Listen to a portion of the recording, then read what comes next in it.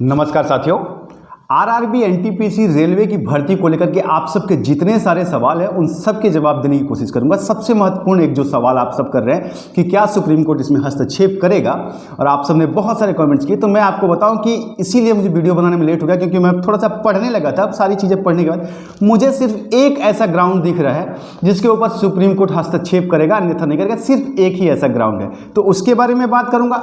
साथ ही भर्ती बोर्ड ने जो चौंकाने वाले आंकड़े दे दिए हैं उनके बारे में भी बात करेंगे, और छात्र जो टैक्टिकल प्रेशर बनाने की कोशिश कर रहे हैं अपने आंदोलन से, उसका क्या प्रभाव पड़ सकता है। हालांकि कुछ जगह से अच्छी सूचनाएं भी आने लगी हैं, जैसे मंत्रालय भी थोड़ी बहुत फंक्शनल में आ गई है, सिस्टम को देख रही है।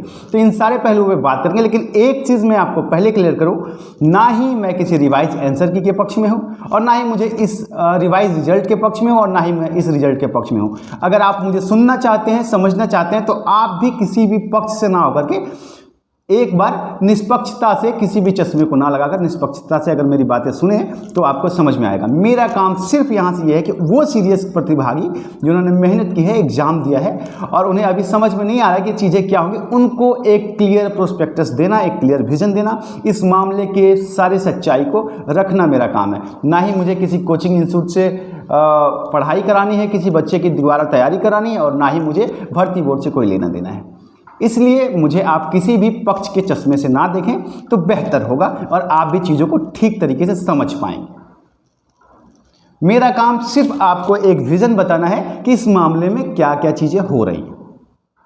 तो आइए चलते हैं। उससे पहले मैं आपको बताऊं, अगर आप व्यस्त हैं, बिजी हैं, तो आप वीडियो को फिलहाल के लिए स्किप कर दें, जल्दीबाजी में ना देखें। जब आप फ्री होंगे तो आप आराम से देखिएगा, ताकि चीज़ें आपको ठीक तरीके से समझ में आ जाएं। तो आइए आपके हर मुद्दे पे बात करेंगे। जैसा कि आपको पता है कि आप सब ने जो क्वेश्चंस राइज किए थे भर्ती बोर्ड को लेकर के, तो भर्ती बोर्ड ने भी एक 71 पन्ने का एक नोटिफिकेशन निकाल के 1 बाय 1 आप सबके क्वेश्चंस का जवाब दे दिया है। वो शायद आप सब ने अभी तक देख भी लिया होगा और क्लियर भी हो गया। उसके ऊपर बहुत ज़्यादा चर्चा करने की ज़रूरत मुझे नहीं लगता है कि मुझे लगता है कि आप सब ने समझ लिया होगा। बार बार पैरा 13.2 का बात कर रहे हैं, तो पैरा 13.2 क्या है? उसमें ये है कि पैरा 13.2 ये कहा जाता है, अगर आपको मैं हिंदी में समझाऊं तो ये कह रहा है कि दूसरे चरण की सीबीटी में प्रत्येक समूह के लिए एक अलग परीक्षा होगी, अर्थात स्तर 2, 3, 4, 5, 6 की कठिनाई के विभिन्न श्रेणीबद्ध स्तरों के साथ समान स्तर के अंतर्गत आने वाले सभी पदों के एक सामान्य द्वितीय चरण की सीबीटी होगी। मतलब कहने का मतलब ये है कि अभी जो सीपीटी 1 हो गई है, सीपीटी 2 में किया जाएगा। इन सारी चीज़ों पे एक बार क्लियर आपको समझा देता हूँ, आसान भाषा में समझाऊंगा। लेकिन अगर आप चैनल पे नए हैं तो आपसे निवेदन है कि आप चैनल को सब्सक्राइब कर लें, बेल आइकन दबा दें। आपको पता है कि चैनल जो है वो इन्फॉर्मेटिव है, लॉ रिलेटेड है, तो हमेशा आपको अच्छी चीज़ें ही बताएगा जब भी आपके स्क्रीन पे आएगा। ना ही यहाँ पे कोई अश्लील बात होगी, और ना ही कुछ भी आपको गलत कंटेंट मिलेंगे। तो आपसे निवेदन है कि चैनल को सब्सक्राइब करके बेल आइकन दबा लें। अब देखिए, इसमें पूरा विवाद क्या है उसको एक बार थोड़ा सा समझ लेते हैं कि विवाद है क्या, और उसमें सुप्रीम कोर्ट फिर कहाँ आ सकता है, इसके बारे में बात करेंगे। देखिए, विवाद ये है कि पहले तो विवाद से पहले एक चीज़ समझिए कि 2019 से वैकेंसी आई है, लटकती हर चीज़ के लिए छात्रों ने आंदोलन किया। पहले एग्जाम के लिए आंदोलन किया, फिर रिजल्ट के लिए, और अब इस चीज़ के लिए। तो ये जो एक ट्रेंड चल रहा है, कहाँ लेके जा रहे हैं छात्रों को? छात्र क्या पढ़ाई करना छोड़ दें और सड़कों पर उतर जाएं? ये सरकार को सोचना चाहिए कहीं ना कहीं। चलिए, इसमें मामला ये है कि एग्ज़ाम हो गए, एग्ज़ाम के बाद से जो रिजल्ट आए हैं उसमें हुआ ये है कि देखिए, आप सबको पता है कि इसमें टाइप 1, 2, 3, 4, 5 करके 5 स्तर की जो है, लेवल 1, 2, 3, 4, 5 करके है एग्ज़ाम हुए। और देखिए क्या है कि हर का कटअप अलग अलग है। तो इसमें हुआ ये है कि मान लीजिए लेवल 1 जो सबसे टफ है, उसमें जो जिसका नंबर आ गया, तो वो ऑटोमेटिकली 1, 2, 3, 4, 5 चारों के कटअप को अपने आप क्वालिफाई कर रहा है। यहाँ से एक प्रॉब्लम बनती है। तो एक ही आदमी जो लेवल 1 में है वो 5 सीट कवर कर रहा है, लेवल 2 वाला 4 सीट कवर कर रहा है, लेवल 3 वाला 3 सीट कवर कर रहा है, और लेवल 5 वाला तो मतलब, तो इस तरीके से जो हो गया है, इसमें जो है क्या हुआ है कि बहुत सारे छात्रों को जिन्होंने पूरी मेहनत की है, उन्हें इस बात का मौका ही नहीं मिल रहा है कि वो अगले चरण की परीक्षा दें। और भर्ती बोर्ड यहाँ बहुत चालाकी के साथ एक आंकड़ा दे रहा है कि हमने 20 गुना कहा था और हमने ये रिजल्ट दे दिया है, और इसमें हमने कहीं नहीं लिखा था कि हमको रोल नंबर वाइज करना है या फिर आदमी वाइज करना है। तो हमने रोल नंबर 20 लाख दे दिए हैं, या जो भी वाट एवर उनको देने थे उन्होंने दे दिए हैं, 20 गुना दे दिया है रोल नंबर। तो अब हमारी जिम्मेदारी खत्म होती है। साहब ये आंकड़े और नोटिफिकेशन का खेल इसलिए खेला जाता है मेरे साथियों, जो आप समझ नहीं पाते वो इसीलिए खेला जाता है ताकि कोर्ट में इन चीज़ों को जब लेकर के कोई छात्र जाए तो वहां पर उसकी सुनवाई ना हो। ये कितना सिंपल है ये समझना कि आप बताइए कि एक आदमी 5 सीट पर, एक आदमी 4 सीट पर, एक आदमी 3 सीट पर, एक आदमी 2 सीट पर, तो टोटल कितने लोग हो जाएंगे। ऊपर से ये नॉर्मलाइजेशन का जो फैक्टर बनाकर रखा गया है, इन सारी चीजों को देखा जाए अगर, तो आज तक इसका फॉर्मूला समझ में नहीं आ रहा। यूपीएसआई में भी यही चीज है, आज तक किसी को नॉर्मलाइजेशन का फॉर्मूला समझ में नहीं आया, किसका बढ़ रहा है, किसका घट रहा है, किस लेवल पे बढ़ रहा है। इन सारी चीजों को लेकर के काफी सारे सवाल उठ रहे हैं और छात्रों का प्रदर्शन हो रहा है। ट्विटर पे ट्रेंड चल रहा है, सरकार के कान पे जू नहीं लग रही है। और मैं अपने एक्सपीरियंस से बता रहा हूं, ये भर्ती 2024 तक क्लियर हो जाएगी। 2019 में शुरू हुई है, 24 में क्लियर हो जाएगी, 25-24 में क्या है आप समझ सकते हैं। तो ये जो छात्रों के साथ हो रहा है ना, ये गलत हो रहा है। अब आ जाते हैं इसमें कि सुप्रीम कोर्ट क्या इंटरफेयर किस ग्राउंड पे कर सकता है। देखिए, क्लियर कट नोटिफिकेशन जो है ना, वो भर्ती बोर्ड ने सबके हाथ में परीक्षा से पहले भी पकड़ा दिया था और अभी भी पकड़ा दिया है। भर्ती बोर्ड अपनी तरफ से साफ सुथरे शब्दों में ये कहेगा कि भैया परीक्षा लेने से पहले हमने नोटिफिकेशन दिया था और उसी नोटिफिकेशन के अकॉर्डिंग हमने रिजल्ट निकाला है और उसी के तहत हम परीक्षा करा रहे हैं, हमने कोई बदलाव नहीं किया है। और यहाँ पर वो कोट करेगा झारखंड हाई कोर्ट के जजमेंट को, जिसमें झारखंड पब्लिक सर्विस कमीशन के एक मामले में हाई कोर्ट ने यह फैसला दे दिया था कि भर्ती कराने की पूरी जिम्मेदारी भर्ती बोर्ड की है, उसकी पात्रता तय करना और उसकी सारी जिम्मेदारी और सारी शैक्षिक योग्यता तय करना भर्ती बोर्ड का काम है, उसमें कोर्ट कोई हस्तक्षेप नहीं करेगा। इस मामले को कोर्ट करेगा। लेकिन जो साथी मुझे पूछ रहे हैं, जिनके लिए मैंने कल से तैयारी की है, कल से मैंने देखा है कि इसमें क्या ग्राउंड बनते हैं, देखिए इसमें सिर्फ एक ही चीज बन रही है।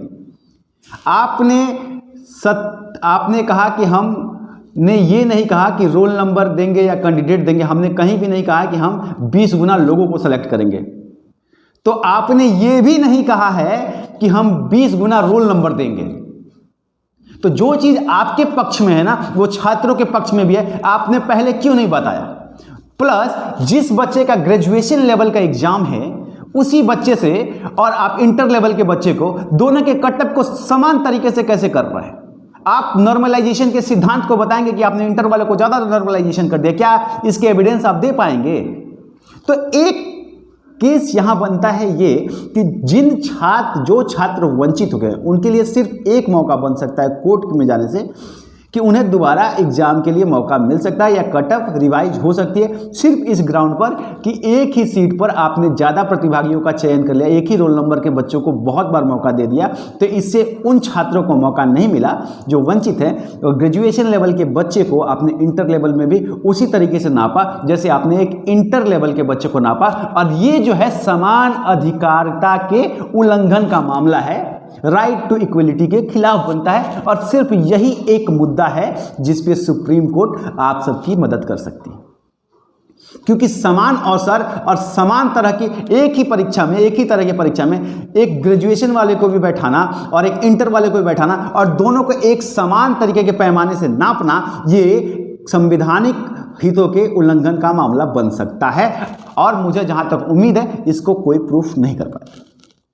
तो यही एक मुद्दा है जिसके ऊपर आप सब लड़ सकते हैं और यही एक चीज है। लेकिन मैं आपको एक चीज और क्लियर करूं कि चूंकि भर्ती बोर्ड ने पहले ही नोटिफिकेशन देकर के हर चीज क्लियर की है, मैं चाहूं तो वो नोटिफिकेशन आपको समझा सकता हूं, जैसे पैरा 30.1 क्या है, 13.1 क्या है, 13.2 क्या है। आप सब ने ये सारी चीजें देख ली होंगी, तो ये वीडियो लंबा हो जाएगा। और आपको समझाने का मतलब ये है कि देखिए साथी, भर्ती बोर्ड ने पहले एक नोटिफिकेशन दिया था 71 पेज का, उस नोटिफिकेशन में सब कुछ क्लियर करके दिया था और उसने जिस पैमाने से कहा था उसी पैमाने से उसने एग्जाम कराया है।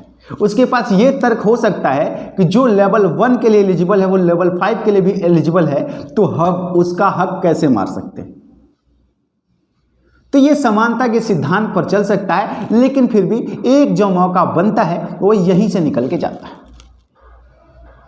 क्योंकि कहीं भी भर्ती बोर्ड ने यह नहीं कहा कि हम 20 गुना रोल नंबर देंगे, जैसे वो कह रहे हैं कि हमने 20 गुना आदमी छात्रों को पास करने का गारंटी नहीं लिया था, हमने नहीं कहा था, तो सर आपने ये भी नहीं कहा था कि हम 20 गुना रोल नंबर देंगे। तो जो चीज़ आपके लिए है यही छात्रों के लिए भी है। और मुझे लगता है कि अभी तो टियर 2 का एग्जाम बाकी है, तो एटलीस्ट आपको उन बच्चों का मौका तो देना चाहिए था। जितने भी लोग एक जगह पे क्वालिफाई हो रहे हैं उनके साथ साथ बाकी लोगों को भी क्वालिफाई करना चाहिए था। आपको सेकंड लेवल का भी तो एग्जाम लेना है ना सर, तो आपको उनको मौका तो देना चाहिए एटलीस्ट।